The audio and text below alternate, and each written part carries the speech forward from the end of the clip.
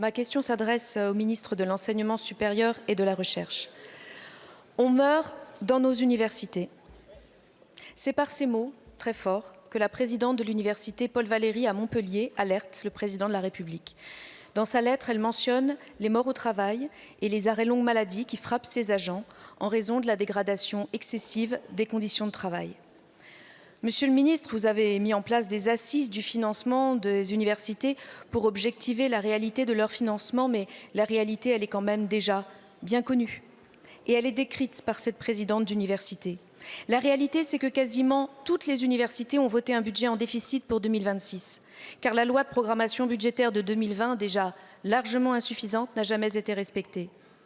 C'est le serpent qui se mord la queue, car sous prétexte de ces déficits, l'État bloque les recrutements d'enseignants-chercheurs et de personnel administratif, et aucune perspective d'amélioration de leurs conditions de travail n'est donc offerte par la tutelle pour les gens qui y travaillent, et les universités s'enfoncent dans la crise.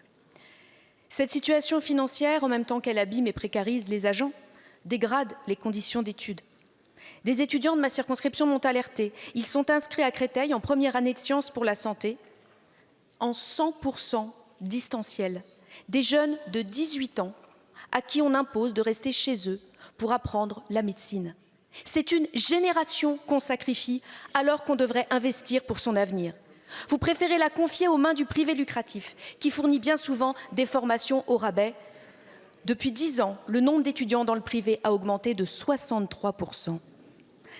Alors face à la menace de l'extrême droite qui s'attaque à la science, la défense de nos universités est un véritable enjeu pour notre République et pour notre jeunesse. Lui offrir des conditions d'études et de développement personnel dignes.